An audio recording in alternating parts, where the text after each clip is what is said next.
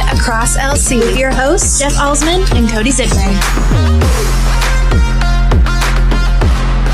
And welcome to another edition of the A2Z Across LC podcast. I'm Jeff Allsman. Cody Zippmann is in the house today as well.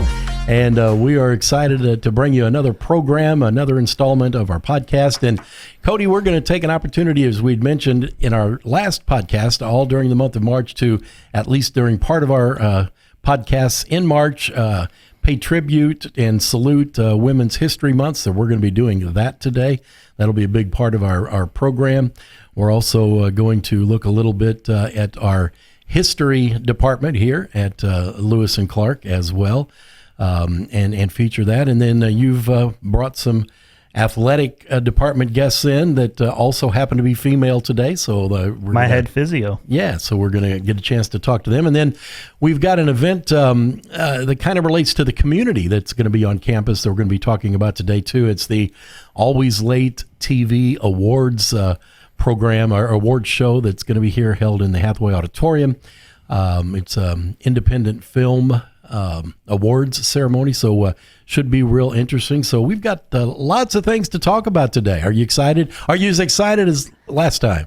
I'm very excited. However, I think this one just a tip of the cap out to all the powerful women out there, right, for this month. So I want to get a little bit serious, and I got to look right at the camera, and I got to say to my wife, who I could not do any of this at Lewis and Clark without you, I love you. You're my right-hand person, and really tell you the truth, I live here on this campus, and that is because I have you supporting me. So, two powerful women out there. Two powerful women out there? Oh, you mean two? I thought you meant two powerful women out there. You know, you almost had me in tears there for a minute. Every once in a while, you got to get serious with I've things, never Jeff. seen that side of you.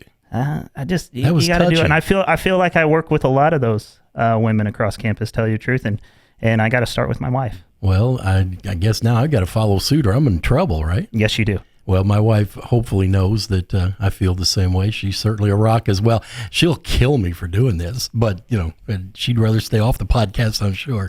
But she knows I love her, and certainly lots of guys would be able and should say that same thing about the women in their life being a strong, not only supporter, but sometimes a leader and just somebody you obviously really depend on. And that's part about what we'll talk about, but we also want to talk about how women have made such strides in all these different industries and just in society and how the advancements. And I think sometimes it's better to hear it directly from the women. So that's what we're going to try to do as we go through these next few weeks of our podcasts here during the month of March. But that was real sweet of you. It's almost like, you should work for Hallmark or something.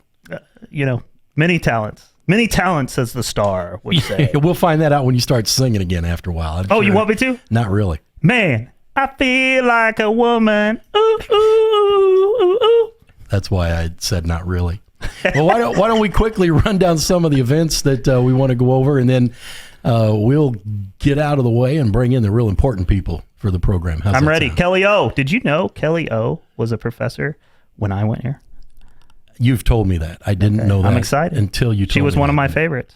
Wow. My most favorite history teacher. Was she the only history teacher that I'm not going to say any of that. We'll wait till we get there. Oh, okay. Well, she's probably lots of folks' favorites. I know her, and she's a really nice person. And you'll all get to find that out about Kelly here in just a few minutes. So why don't we talk about some of the events that are going to be coming up. First of all, we want people to know that enrollment is open for the fall.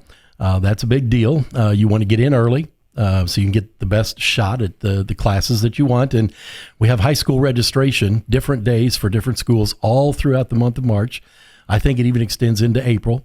But you want to, if you need to find out when your day is to come out, and then if you don't happen to hit your right day, they have an all-inclusive day that kind of wraps up that event at the end of it. But if you're a high school student out there and you're wanting to, or even if you just want to come by and see what the experience might be like at Lewis and Clark, and you think you might want to register, come out to one of those early registration events.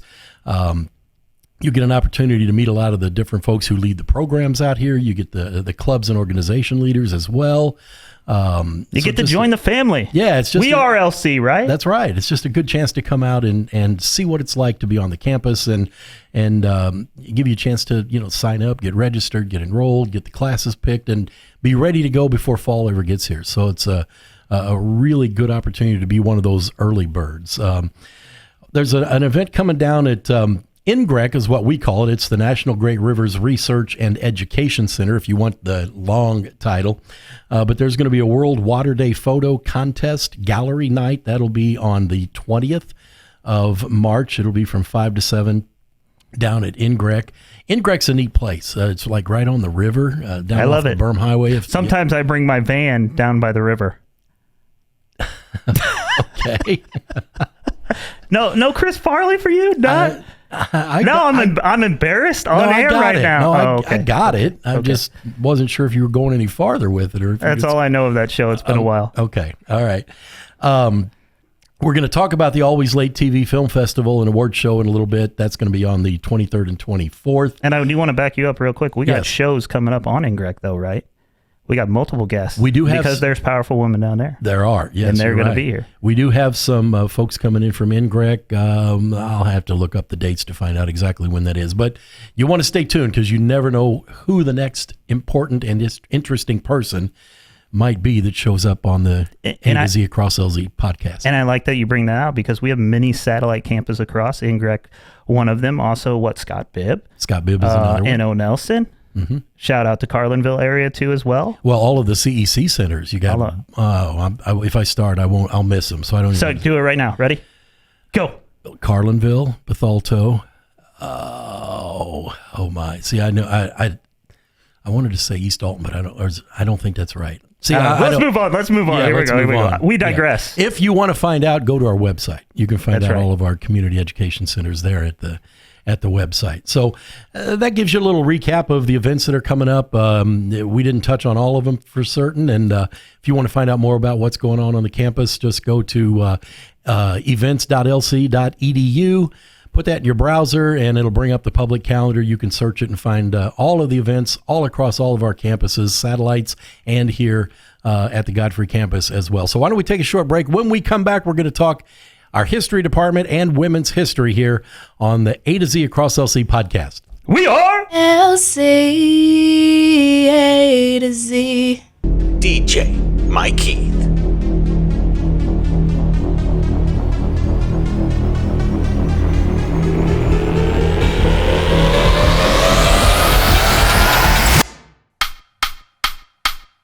This is where I am today.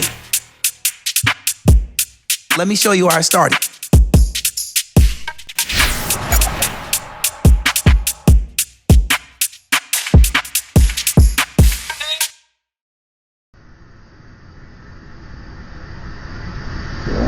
And welcome back to the A2Z Across LC podcast. And we're going to talk women's history as well as the Lewis and Clark history program. We have with us Kelly Obernuefemann, and she is the history professor here at Lewis and Clark. Kelly, welcome to our podcast, and just give us a kind of a rundown or an overview of the history program in general, and then we'll kind of kick into some of the specifics. Okay. Thanks, Jeff and Cody. Good to see you. Professor O. Yes. Cody was one of my students, and that's a good thing. That is a good Cody thing. was a good student. Thank you. If I remember Yes. correctly. Did you pay her for that? A good student athlete. Oh, yeah, student athlete too. Yeah, I forgot that part. We're here for Women's History Month, and we wouldn't be at Lewis and Clark without women. But we were, a women's college. We were created for women. If we hadn't been a women's college, we wouldn't be Lewis and Clark taking over the women's college. So women have always been a part of our campus. And of course, we had two founding educators here. We had Felina Phobes and Harriet Haskell, who were considered to be pioneers in education. And we couldn't be here today without them. So whether Harriet Haskell is still here in ghost form, I don't know. I was almost going to ask you about that. I was going to say, Harriet, I think, is still here. Yes, rumor has it she's still in the main complex. I don't know if she'll survive renovation or not. We'll see. Somehow, I suspect she'll find a way. I think she will. And I think a lot of people agree with you. She's still here. Yes. Yes. Yeah, haven't seen her, but it could be. I think you know firsthand, don't you? Or was it your brother? It was the fourth floor. I've heard the stories. Never go up there by yourself. That's what I've heard too. I don't go up there anyway, but yeah, that's what I've heard. Anyway, didn't mean to interrupt. Jump right back in, Kelly. Okay, what are we talking about? Women's history in the history program. But women's history, like I said, of course, we couldn't have Lewis and Clark without women. And, we have a special month for women's history, but I feel like when I teach history, I include women every day. I mean, every day is Women's History Month for me. Cody was in my class. I'm sure he got some women's history in there somewhere. I got a little bit of that. Yeah, I don't teach an all old men class or anything like that, No, it's exciting. Yeah, so I mean, I love to talk about everything from warrior women of the Bible to the Equal Rights Amendment, the ERA movement. So a little bit of everything, and yeah, we talk about women all the time.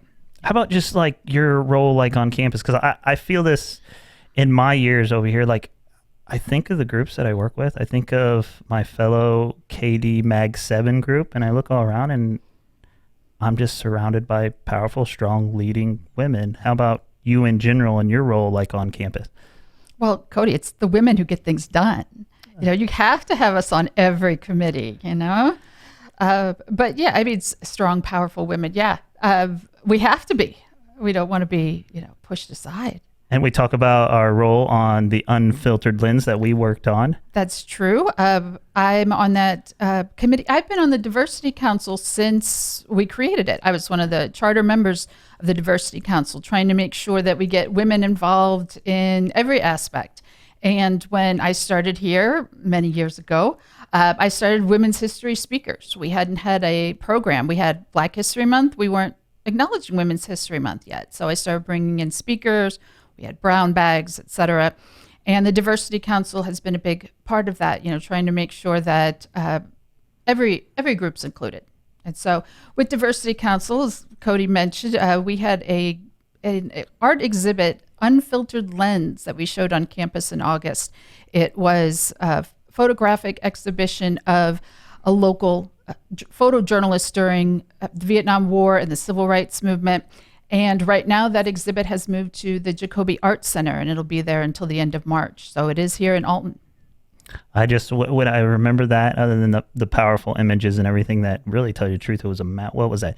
We worked on that through the entire summer. We did. To place it, but the envelopes and the old Hathaway boardroom, as we're stuffing envelopes and going through the lines, thousands and thousands and thousands to get it out. So it was a wonderful event overall. Absolutely. So I have a question. Men are always considered to be, highly competitive. Are women the same way? Women just seem to get along without having to have that real forceful competitive nature. Am I wrong? I don't know. Where are you going with this, Jeff? I'm just curious. I need to invite you to a Mag 7 meeting on a Friday. Where all the powerful women are? Yes. I just wondered. It just seems like that they can reach consensus and get something done.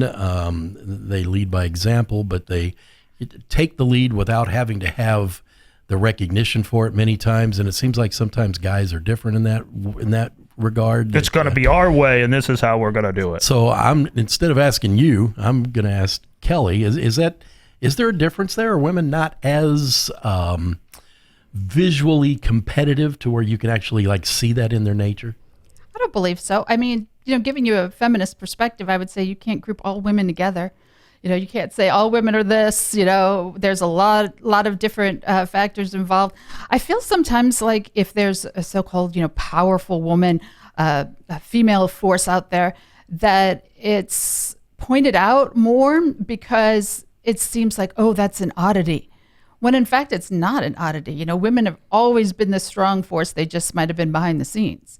And when women push forward to the forefront, that's when people take notice. But you even can't say that, women all have the same perspective on anything. I mean, not to look at politics or anything, even though, yes, I am promoting the political science department also.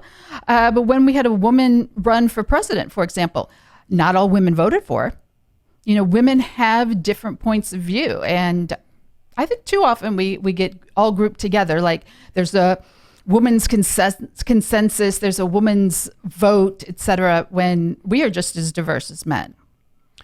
So what are some of the challenges that still exist? I know that women have certainly come a long way. They've advanced, they've excelled. They've shown their merit over and over and over again, but I suspect there are still some obstacles that exist out there to true equality across the board. Oh, sure. Absolutely. I mean, I guess I am a little bit in a better position because I'm in a teaching profession. And for, over 100 years, women are associated with teaching. So it's not considered to be an odd job for a woman. But there are plenty of other jobs out there. For example, shout out to the business department. I was reading something recently for Women's History Month where they were interviewing women in business, and they were saying, what has changed in the last 50 years? And you had women talking about how for years and years, women were expected to wear skirts and heels to every business, meeting. And it didn't matter if there was a blizzard going on outside. You weren't wearing suit pants or anything like that. And it's like men would never have had that kind of requirement. And, little things like that, there are so many things that just are kind of petty almost, like little things that women are expected of women and not men. And I think we still see that definitely in the business world. What about in the department? History, as Jenna, because I want to promote your department as well. So yeah, let's talk about history. We do have, pretty much the majority of our faculty members, for history, they're women. So you're going to get stuck with the woman professor at Lewis and Clark in history. There's myself and there's Leslie Spencer. And we, of course, promote women every day in our history classes. But we don't get as many history students as I think we could have because students are afraid if they're a history major that they're going to have to be a history teacher, which isn't a scary thing unless you're going to teach, first graders or something. But there are plenty of other options out there too. And I feel like students don't understand that. And I do want to get that information out there today that you could be a history major and not go into education. There's another type of history field out there that I always promote a lot because I dabbled in it for a while. It's called public history. And, I've got a list here of all the jobs you can get with a public history degree. Think about this. You can be a historical consultant, museum professionals, government historians, archivists, oral historians, cultural resource managers, curators, film producers, historical interpreters, historical preservationists, policy advisors, local historians. And something I was thinking about with what direction are we going to go in the future? You know how everyone's always talking about those virtual reality classes and we're all going to have students in the future with the virtual reality headset? Yeah. Well, somebody in the future is going to have to be the narrator for those. Someone's going to be there doing the research and telling them, okay, if we think we're in the Middle Ages, we have to guide them as they walk the streets of the 14th century. So I don't think history as a profession is going anywhere. I think we're going to change. And teaching is just one part of it. I love that you just talked about that VR because I just imagined, because I'm a massive history buff. I took every history class there. I have a minor in that. So when I'm sitting and hearing this stuff in the future, I just imagine us being in a class and we put on that headset and all of a sudden it's the Revolutionary War and we're lined up. And then George Washington comes across. And that's where you just put yourself in the environment, which then pivots me to my next question is your favorite time period to teach. Oh, of course, it's the American Civil War era.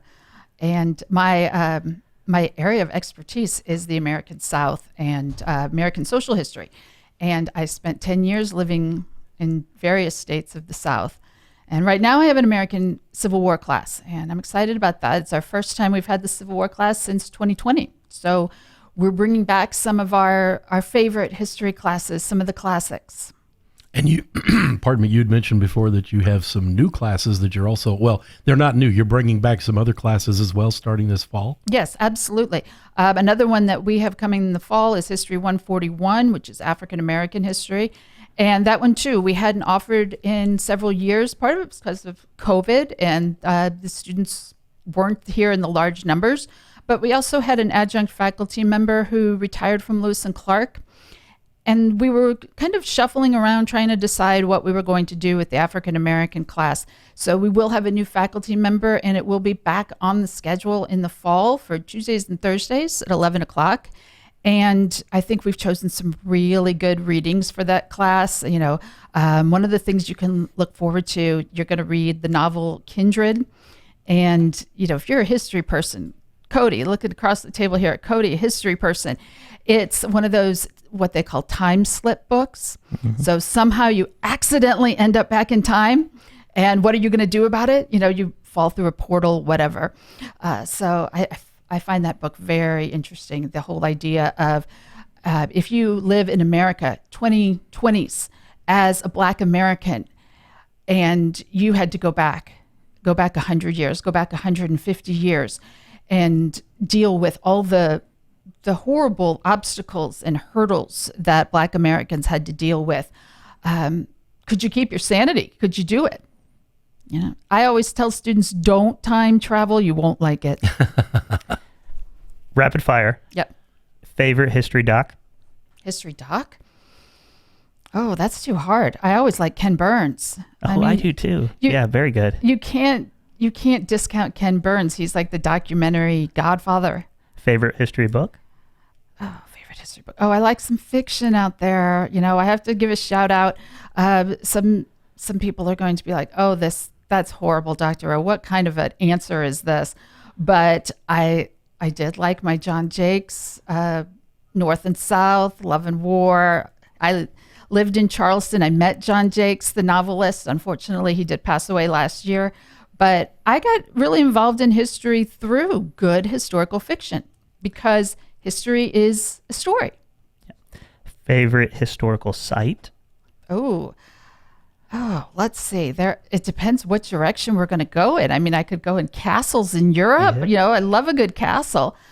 Here in America, you know, I said I was a Civil War buff, although I hate that term. But there's a really good Civil War site, maybe a 5-hour road trip if you go to Franklin, Tennessee, and you see this plantation home that had the battle right in their front yard, and the house was turned into a hospital.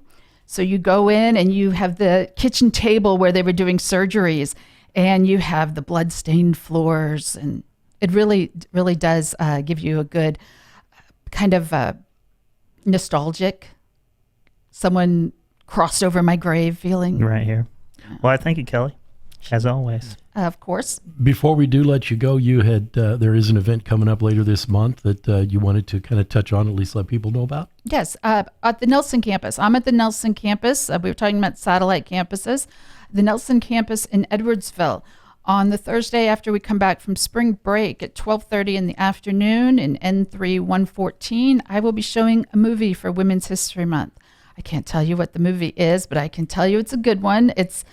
I wouldn't call a 1990s movie a classic because that makes me feel old, but it's a good sisterhood movie. So. Quite a tease. It is. Yes. Well, thanks for being with us and sharing all that information with us. Continued success in the department and in your work through the diversity group on campus as well. And we'll have to have you back. I can tell you guys could talk for a long time about forever, history. Hours. Yeah. We could fight some battles. Yes, you could. And you could talk about battles that have already been fought too. I could tell. We could bring in our plastic soldiers. There you go. Let's take a break. Thanks so much for being with us. When we come back, we're going to talk about the Always Late TV Independent Film Festival, and we'll do that right after this. We are LC A2Z.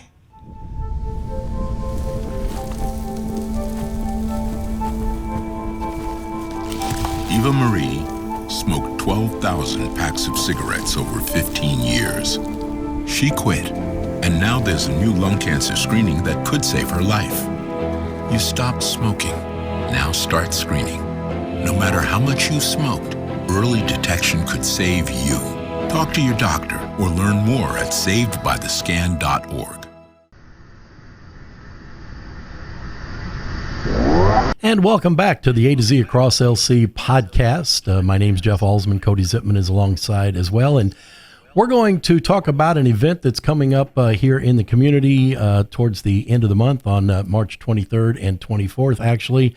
It's the Always Late TV Film Festival and Awards Show. And we have with us as a guest now the owner of ALTV, Kevin Edwards. Kevin, welcome to our podcast, and tell us a little bit about what this big show is. Thank you. Glad to be here. So the Always Late TV Movie Awards is a film festival that honors, excellence in independent film from not just locally in the St. Louis metropolitan area, the United States, but also internationally as well. So let us pick your brain, because you would know better than anybody else. What is it like to be an independent filmmaker? Whether or not you reach the stage of award level, what is that like, and what all is involved in that? So at the same time, it's the hardest thing most people would ever do. And it's the most rewarding at the same time, because you're spending, almost all of your free time, your blood, sweat, your tears, every dime you have into, making your movies, if you don't have funding from other sources. And that part is just really, really, really, really tough. But the relationships that you build along the way, and the finished product, and getting to see how it affects people, whether they, it gives them a new idea, or they just sit back and laugh and they're, entertained. That's why you keep going. That makes all the hard stuff worth it. So talk a little bit about the structure of this year's event. I know it's a 2-day event. You're going to be doing some screenings at the event, and then of course there's a concert mixed in the middle, and then of your big awards show in the evening. But give folks an idea of what will actually take place here on campus. Sure. So on Saturday, March 23rd, we're going to have screenings in Hathaway and Trimpe from 9 a.m. to 10 p.m. And on Saturday in Trimpe, we're having an improv comedy workshop that is being led by improv comic and actress Katarina Clayton. And then Sunday, March 24th, we're having the Steve Ewing Band perform from 4 p.m. to 5:45 in Hathaway. Steve's famous for Steve's Hot Dogs, but he's also the lead singer of The Urge. So it's just really an honor to have him there. And right before the award show starts at 7 p.m. on Sunday, we're going to have a red carpet open for anyone to get pictures. We'll have photographers there, and it should be a good time. Now, is this event open to the public, or do you have to have tickets? How's all that work? Yeah, so it's completely open to the public, and every event that we're having that weekend is completely free. So tell us a little bit about Kevin. I know you attended Lewis and Clark. Tell us a little bit about your background and how you got involved in this whole world of independent filmmaking. Okay, so I was a student at Lewis and Clark from 2010 to 2015. I had taken my general studies and my satellite classes from Missouri Baptist and got my bachelor's in criminal justice. But through doing the classes at Lewis and Clark, I discovered a lot about myself, and my time there really opened me up and changed who I am, and it's the reason I am who I am today. And while I was at Lewis and Clark, I had fallen in love with filmmaking, because growing up, you're watching movies with your friends, and they all want to be Bruce Willis and Tom Cruise and Nicolas Cage. I wanted to be Steven Spielberg. I wanted to make the movies, and that was big for me. And I was always really interested in the behind the scenes stuff. So then at some point I just decided I'm going to take a risk. I'm going to dive in head first and just see what I can do. I bought a camera with the money that I had saved up, and the rest is history. I failed a lot until I didn't fail so much anymore. And, here I am, 12 years later, still involved in the business of filmmaking. And I'm grateful enough to have won awards domestically and internationally, and be at the spot that I'm at today. Cody, I could see you being on the big screen, and you really should go to that comedy session. You'd be perfect for that. I'd love to attend that. Kevin, what is your favorite actor? My favorite actor, you're gonna make me pick one. One. Wow. I'd say my favorite actor right now, since you put me on the spot, has gotta be, I really, really like Daniel Day-Lewis. Daniel Day-Lewis just, it was very surreal for me to watch a YouTube video and see that he's a British guy, because you see him play like Abraham Lincoln, or you see him play some, early turn of the century oil baron, and you forget that he's not from here. He completely throws himself into every single role that he has, and he just embodies those characters, and you forget that he's a real life human being from across the pond that's just faking all that stuff. So I love Daniel Day-Lewis. So Jeff, can you get Daniel Day-Lewis on this podcast? I'll get to work on it. Maybe with connections Kevin has, we'd be able to do that. Hey, Kevin, let's turn our attention back to the event. I think we've got some video that we're going to roll, and from last year. Give us an idea, kind of talk over it and tell us what we're seeing, and let folks know what they might experience if they're there this year. Sure. So these are clips from the award show last year. Dr. T gave me a great intro, and I hate talking in front of the camera. I usually leave that to my actors, but I was really honored, and I tried to remember as much of my speech as I could, but the big white light that hit me in the face made me forget everything. But John and Mary took it back. John Lear and Mary Jane, two great comedians, were the co-hosts last year, and Jen Klein, as you see right there, and Peter Hussey, two Lewis and Clark faculty, killed it as presenters. They presented Best Score and Best Documentary. And, here's some shots of some of our winners walking out on stage and accepting their awards.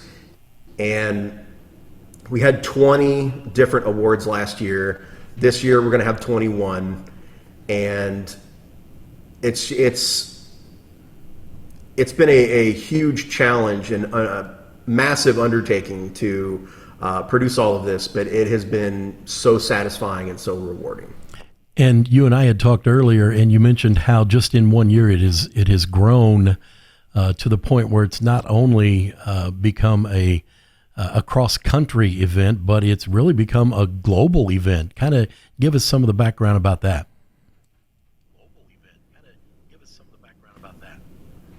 Yeah, so we have submissions this year from 28 different countries, including the United States. We have filmmakers from Japan who are flying in. They're getting a very, very long flight to Chicago, and they're going to have a very, very long layover. And then they're going to fly to Lambert and come to the college Friday night, March 22nd. And they created a film called Sakura, and it's directed by Ichi Takahashi, and he's bringing his representative and producer. So really looking forward to meeting them, but we've also had submissions from Iran, Germany, England, Canada, Argentina, you name it. And it's just been really humbling to see where it went last year, where we had a modest amount of submissions, to it blowing up and us seeing like a 300% growth in our submissions. So it's awesome. It sounds like an extremely exciting event. We certainly wish you well with it. look forward to meeting you when you're here on campus again, and as well as some of these award winners who you can just see in the video from last year. It's a big deal to them. They get real excited and a lot of self-satisfaction in being able to see their product and be presented an award. It'd almost be like, you winning like a most valuable player award or something back in your days, Cody. Oh, you got a few of those? Is that right? Kevin, I'm fired up for you. I'm fired up for us at Lewis and Clark. I'm so happy that you're bringing this event back to us, and it was wonderful hearing about it. We are LC A to Z. DJ Maycee.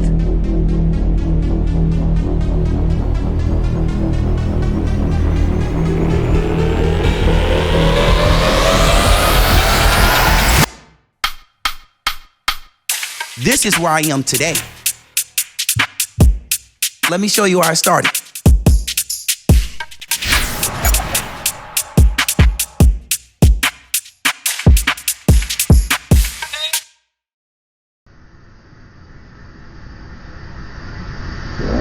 This is the A2Z Across LC podcast. Jeff Allsman here, Cody Zippmann alongside as well, and we're going to speak to a couple more ladies from our athletic department this time, Cody. We have Kayla Hartigan. She's our athletic trainer, and we also have Maycee Gall, who is a multi-sport athlete. If not, one sport's not enough. She just got to do more and more. She's also an intern. And a student intern as well. Strength and conditioning intern, volleyball. When does she have time for anything?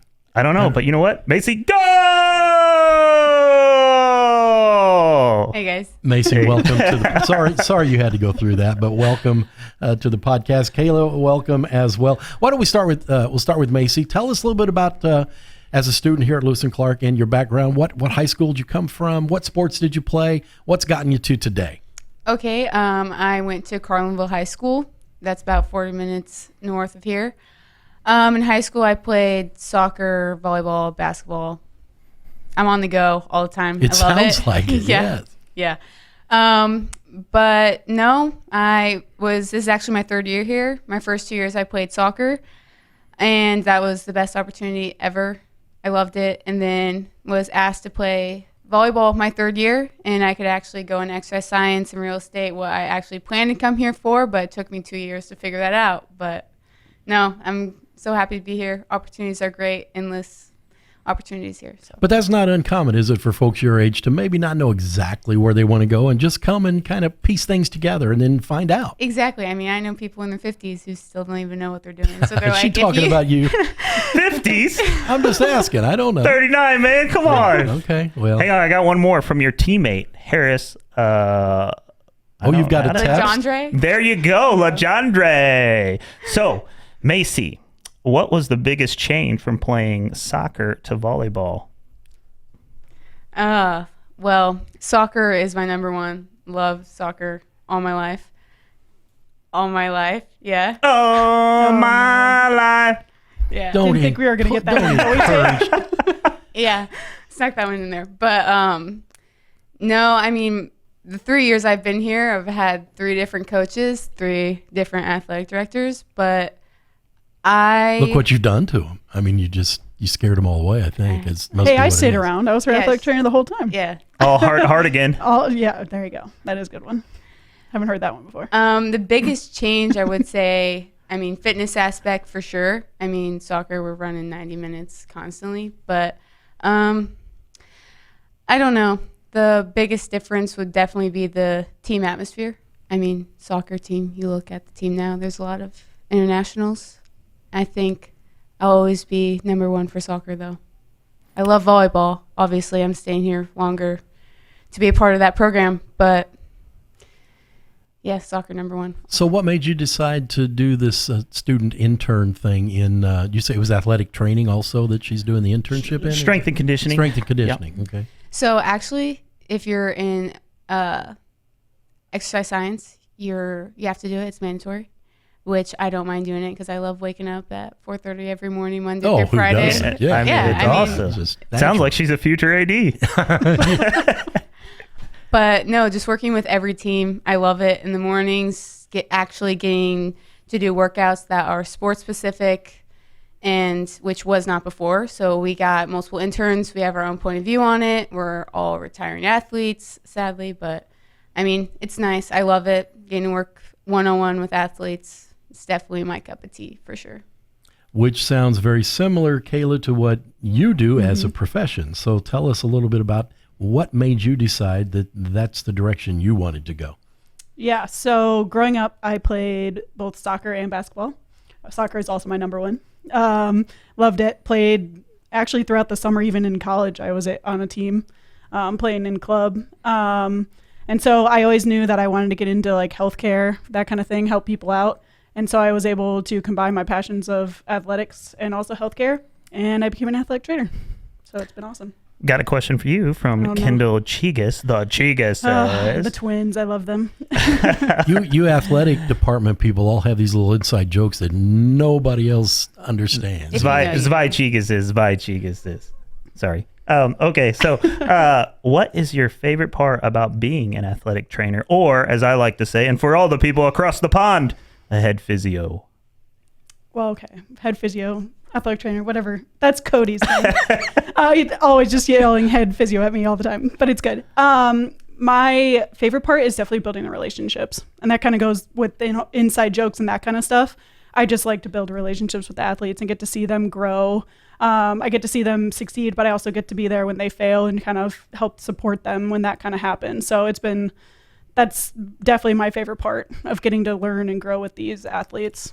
So she has a second part of the question, and I know you have everything in your wildest dreams in our current athletic training room. You have a microwave, you have a refrigerator, here we go with the list. You have a TV.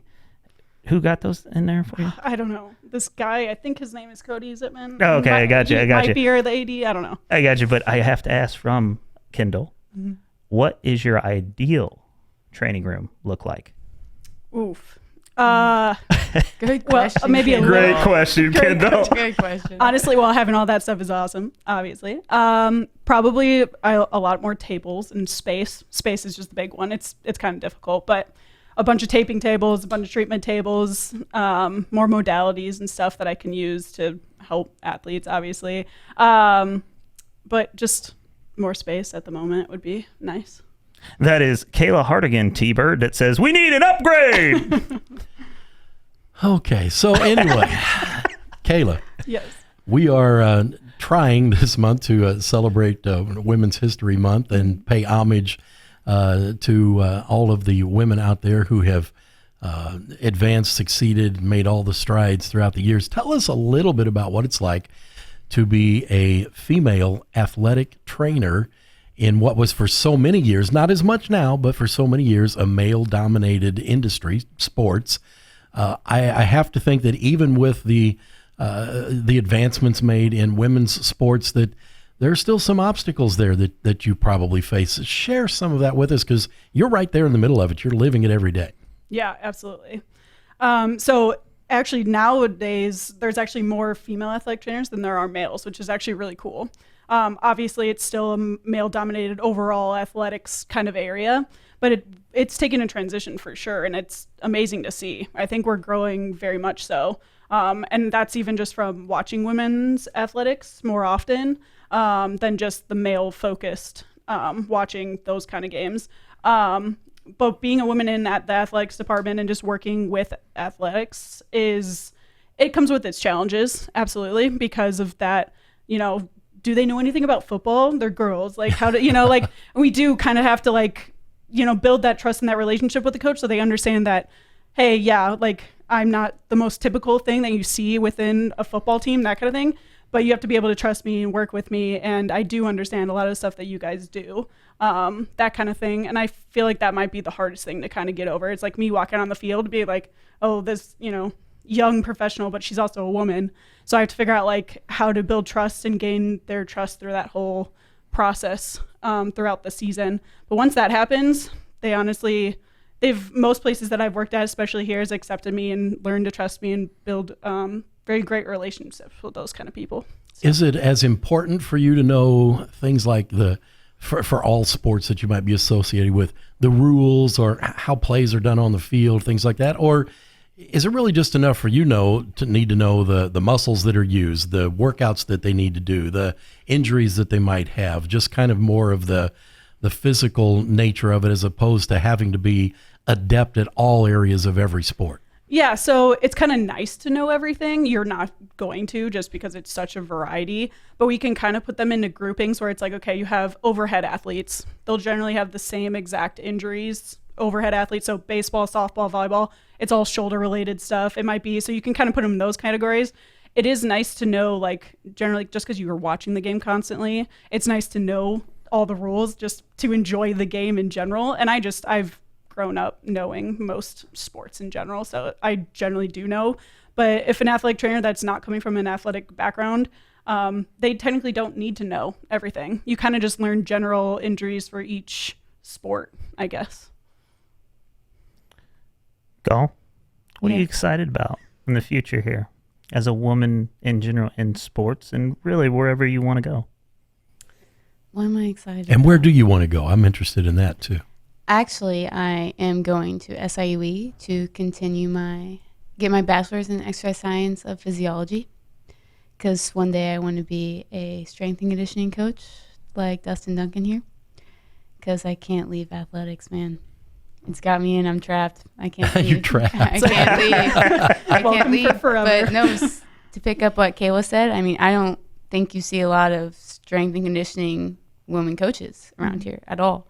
And I think that some people may look differently upon that, because they're like, all these, say, a football team, like, okay, what's this woman going to know about what I'm doing?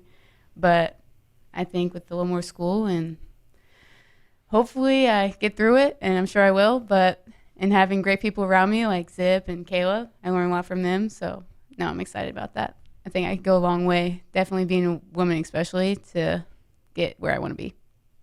I suspect it takes a personality, and Kayla, maybe you can address this as well, but a personality that's willing to persevere no matter what, maybe look beyond the naysayers who try to tear down your self-confidence, and maybe I'm answering the question myself here before I even ask it. Yeah, I think so I'm going to stop right there. But is it like that? I mean, are those some of the characteristics you have to just push through and say, you may not think I can do this, but I'll show you. Yeah, no, exactly. Good mindset, good head on your shoulders. Remember, you're fearfully and wonderfully made, man. You got say that again. You are fearfully and wonderfully made. Yes, I'm writing that down right now. You got it. Don't turn it into a song. That's all I'm asking. Might be. No, I actually just read that today, but worked out perfect. Mm-hmm. So, in just one last question for me, 3 years here. Mm-hmm.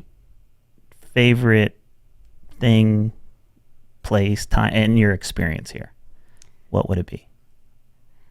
I have seen LC at a lot of different slopes, and I think that from right now where we are here, I can only imagine where we're going to be in 5 years. Oh my, like just the change I have seen in 3 years.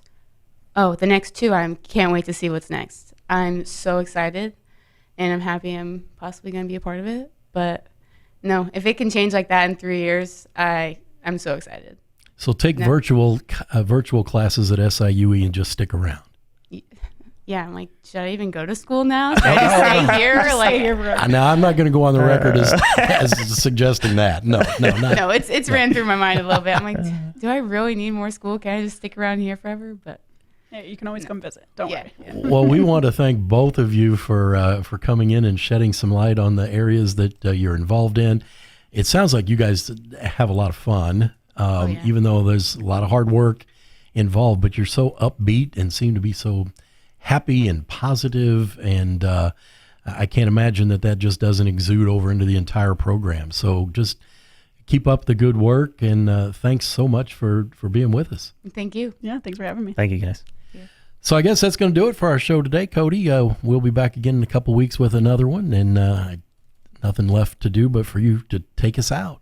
We are LC A to Z.